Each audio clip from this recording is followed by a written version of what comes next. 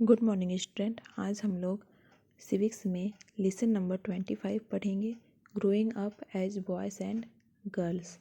इसमें हम लोग ये जानेंगे कि बॉयज़ एंड गर्ल्स में को हमारी सोसाइटी में किस नज़रिए से देखा जाता है और उनमें क्या डिफ्रेंशिएट किया जाता है, और इसके लिए गवर्नमेंट ने कौन कौन से पॉजिटिव स्टेप्स उठाए हैं उसके बारे में आज हम लोग जानेंगे।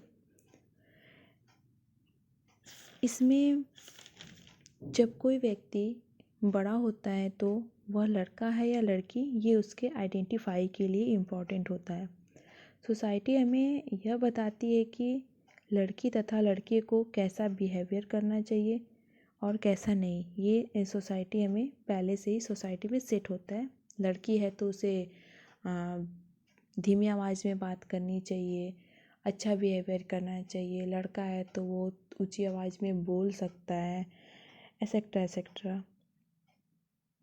कभी कभी ऐसा होता है कि हम कहते हैं कि यदि वो लड़का है तो उसको अभी खेलने दो, उसकी उम्र ही क्या है। उसी जगह पे हम लोग कहते हैं कि लड़कियों को कहते हैं कि अब ये बड़ी हो रही है, इसको घर के काम काज करना शुरू कर देना चाहिए, इसे आना चाहिए नॉर्मली। ठीक है। Now we are talking about women's work and equality. इसमें महिलाओं को क्या क्या पुरुषों की अपेक्षा कंपैरिजन में क्या क्या कंसीडर नहीं किया जाता है किस चीज़ के लिए, और उन्हें क्या क्या प्रॉब्लम्स उठानी पड़ती हैं, उसके बारे में हम लोग जानेंगे। महिलाओं के काम को पुरुषों की अपेक्षा नीचे कंसीडर किया जाता है, लेकिन सोसाइटी में इक्वालिटी होना ज़रूरी है। हम इंडिविजुअली लेवल पर तो इस तरह के इनइक्वालिटी को टॉलरेट नहीं करेंगे, लेकिन इसके साथ साथ गवर्नमेंट को भी इनिशिएटिव लेना होगा। अब आप कहेंगे कि गवर्नमेंट ने तो इस इनइक्वालिटी को ख़त्म ही कर दी है, क्योंकि हमारा कॉन्स्टिट्यूशन में जो मेन टॉपिक ही है वो इक्वालिटी है। इसमें सभी को इक्वल राइट्स दिए गए हैं, लेकिन ये सब सिर्फ ऑन पेपर है, रियलिटी तो कुछ और ही है। हम सोसाइटी तथा कंट्रीज में देखते हैं कि बॉयज़ एंड गर्ल्स में डिफ्रेंशिएट किया जाता है। जब भी वो बड़ी होती हैं या जब भी वो कमाने लगते हैं, नॉर्मली हम अपने फैमिली में भी देखते हैं कि फादर की बातों को ज़्यादा अहमियत दिया जाता है एज़ कंपेयर टू मदर। तो जो ये इनइक्वालिटी है वो तो एग्जिस्ट करती ही है हमारी सोसाइटी में। ठीक है। अब इनके वर्क्स पे आते हैं। ठीक है, इनका वर्क जो महिलाओं का वर्क होता है उन पे महिलाओं पर पुरुषों की अपेक्षा डबल बर्डन होता है। अब ये कैसे होता है, आज हम लोग उसके बारे में जानेंगे। अब जो महिलाएं या फिर फीमेल्स जो होती हैं वो मेंस से ज़्यादा कार्य करती हैं। जैसे यदि वो वर्किंग वुमेन है तो ऑफिस का काम करेंगी, प्लस घर का भी काम उन्हें करना पड़ता है। ये सब चीज़ें तो गवर्नमेंट को भी समझ आनी चाहिए, आखिर वो हमसे ज़्यादा समझदार होती है। तो उन्होंने इसके लिए क्या किया और क्या नहीं किया, ये हम लोग जानेंगे।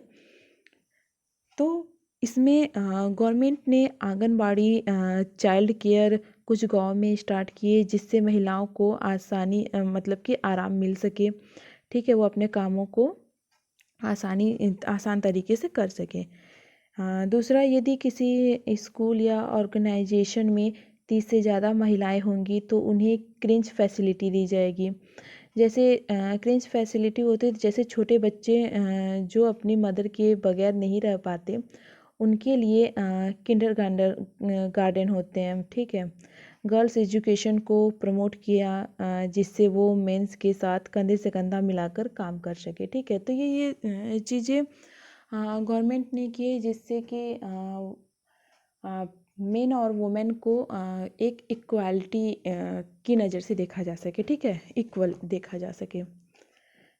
लेकिन कभी कभी ऐसा होता है अक्रॉस द वर्ल्ड, घरों के कामों की जिम्मेदारी जैसे फैमिली की देखभाल करना, स्पेशली बच्चों की, ठीक है। बड़ों बुजुर्गों की देखभाल करना, कोई व्यक्ति यदि बीमार है तो उसकी देखभाल करना, उसकी केयर करना वुमेन्स की रिस्पॉन्सिबिलिटी मानी जाती है। यह भी माना जाता है कि यह सब काम वुमेन के लिए ही बना है, इसलिए इसके लिए भुगतान करने की आवश्यकता नहीं है। समाज इस काम का अवमूल्यन करता है। इस प्रकार महिलाओं का श्रम लंबे समय तक अदृश्य हो जाता है। ठीक है। जैसे कि क्या होता है कि अब महिलाएं दिन भर काम करती हैं, ये कोई इजी टास्क नहीं होता है करना। ये बहुत ही कठिन होता है। हाँ, लेकिन जब महिलाएं लोग ऐसे समझते हैं कि ये तो इनका काम ही है, ये तो अपना करती ही हैं। ठीक है। और नेक्स्ट टॉपिक है हमारा lives lives of domestic workers. ठीक है। अब डोमेस्टिक वर्कर क्या होती है? जो हमारे घरों में काम करती हैं उसे डोमेस्टिक वर्कर हम लोग कह सकते हैं। ठीक है। जैसे पहले टॉपिक में हमने पढ़ा कि घर की महिलाओं को काम करने के लिए, मतलब कि काम पहले की महिलाएं जो हैं काम करती थी। पहले टॉपिक में हमने पढ़ा, ठीक है, कि महिलाएं काम करती हैं लेकिन उसको नज़रअंदाज किया जाता है। ठीक है। और कहीं कहीं शहरों और कस्बों में ऐसा होता है, टाउन्स में कि घर की देखभाल के लिए, बच्चों की केयर के लिए या फिर कुछ छोटे मोटे काम के लिए एक मेड रखा जाता है। ठीक है। एक वर्कर रखे जाते हैं जो इन सब कामों को करते हैं। इसके लिए उन्हें सैलरी भी दी जाती है। हाँ, इसके लिए उन्हें सैलरी दी जाती है। और फिर ये जब सैलरी उन्हें, इसके बदले तो वो सैलरी देते हैं, लेकिन अब ऐसा नहीं है कि जो वर्कर्स होते हैं वो बहुत ज़्यादा करोड़पति होते हैं। ठीक है। उन्हें काम बहुत करना पड़ता है तथा उनके जो वेजेस होते हैं वो बहुत ही कम होते हैं। हाँ, ये काम उनके क्या क्या होते हैं? जैसे हमारे घरों में कोई मेड आया, कोई वर्कर रखे गए हैं, तो क्लीनिंग, कुकिंग, वॉशिंग क्लॉथ्स, ये सब काम वो लोग करते हैं। ठीक है। उसके बाद ये अपने इन पे भी बहुत ज़्यादा भार होता है। जैसे कि कोई अगर महिलाएं आके काम कर रही हैं तो एक अपने घर का तो काम करती ही हैं तथा दूसरों के घरों का भी ये काम करती हैं। ठीक है। एज अ मेड वर्कर, जैसे कि अब अपने घरों में से काम करके आए, 5 बजे उठ के अपने घरों में से काम करके आए, फिर हमारे घर में आके बर्तन धुली, क्या कहते हैं, फर्श को उन्होंने क्लीन किया, ये सब चीज़ें वो करती, उन पे डबल बर्डन पड़ जाता है। हाँ, जो क्या कहते हैं कि इक्वल वेजेस एक्ट है, वो हमें यह बताता है कि समान काम के लिए समान मजदूरी का भुगतान किया जाना चाहिए। हालांकि खेल और सिनेमा से लेकर कारखानों और खेलों तक लगभग सभी क्षेत्रों में महिलाओं को पुरुषों की अपेक्षा कम भुगतान किया जाता है, भले ही दोनों एक ही जैसा काम क्यों न करते हों। ठीक है। नेक्स्ट हम लोग पढ़ेंगे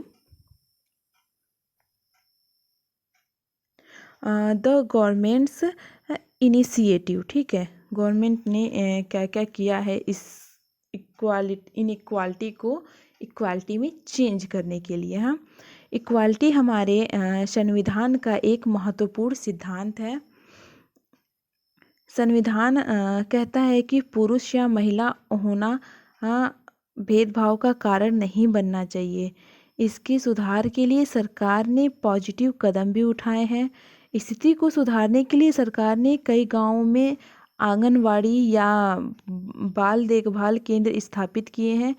इसमें बच्चों को निःशुल्क भोजन कराया जाता है। सरकार ने ऐसे कानून पारित किए हैं ऐसे ऐसे कानून पारित किए हैं जिसमें महिलाओं का बर्डन थोड़ा सा कम किया जा सके। भारतीय संविधान में राज्य की नीतियों के निर्देशक सिद्धांतों का उद्देश्य पुरुषों के साथ साथ महिलाओं को समान कार्य के लिए समान वेतन सुनिश्चित करना है। नई विरासत जो कानून है वह यह सुनिश्चित करती है कि बेटे बेटियों तथा उनकी माँ को संपत्ति में जो है वो बराबर का हिस्सा मिले, बराबर का अधिकार उन्हें प्राप्त हो। शिक्षा का अधिकार 14 साल से कम उम्र के हर लड़की और लड़के के लिए शिक्षा सुनिश्चित करता है। सरकार सरकारी स्कूलों और कॉलेजों में कुछ स्तरों पर मुफ्त शिक्षा प्रदान कर रही है। इस तरह एजुकेशन गर्ल एजुकेटेड जो गर्ल होती हैं वे अपने राइट्स और अपॉर्चुनिटीज़ के प्रति जागरूक होंगी।